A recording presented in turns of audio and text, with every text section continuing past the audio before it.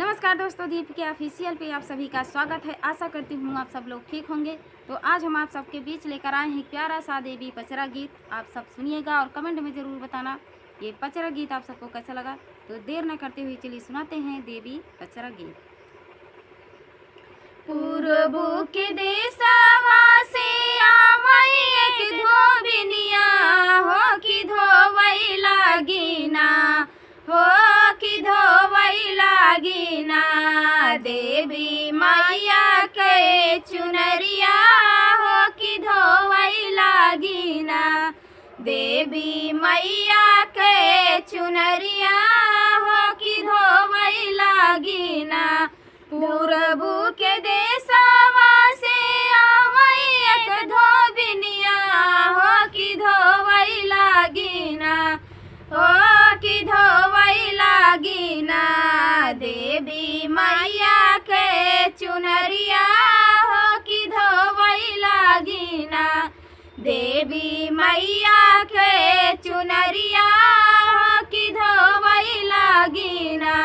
धोई धोई चुनरिया धोबिनी डावेली आंगनवा हो सुखावई लागिना, हो सुखावई लागिना। शीतला मैया के चुनरिया जे जुराई हो जाती ना। शीतला मैया के चुनरिया है जुराई हो जाती ना। पूर्व के देशवा से आवई एक धोबिनिया हो कि धोवई लागिना, हो कि धोवई लागिना। देवी मैया के चुनरिया हो कि धोवई लागिना। देवी मैया के चुनरिया है कि धोवई लागिना। पश्चिम देशवा से आवई एक खगवा हो गिराई दिहलेना, हो गिराई दिहलेना। देवी मैया के चुनरिया हो गिराई दिहलेना। देवी मैया के चुनरिया हो गिराई दिहलेना। तोहरा के देवई कगवा दूधा औरा भतवा हो झुराई देत्याना, हो झुराई देत्याना। शीतला मैया के चुनरिया हो झुराई देत्याना। शीतला मैया के चुनरिया हो झुराई देत्याना। तोहरा के जेबई कगवा दूधा औरा भतवा हे झुराई देत्याना, हे झुराई देत्याना। शीतला मैया के चुनरिया है झुराई देत्याना।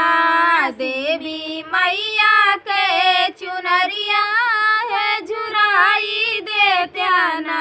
राई चोचवा कागा सोनवा से मीढ़उबई हो झुराई देत्याना, हो झुराई देत्याना। शीतला मैया के चुनरिया हो झुराई देत्याना। शीतला मैया के चुनरिया हो झुराई देत्याना। पूरब के देशवा से आवई एक धोबिनिया हो कि धोवई लागिना, हो कि धोवई लागिना। शीतला मैया के चुनरिया हो कि धोवई लागिना। देवी मैया के चुनरिया हो कि धोवई लागिना। दुर्गा मैया के चुनरिया हो कि धोवई लागिना। तो ये प्यारा सा देवी पचरा गीत आप सबको कैसा लगा दोस्तों, कमेंट में ज़रूर बताना। मिलते हैं अगले वीडियो में एक नए वीडियो के साथ। तब तक के लिए जय माता दी।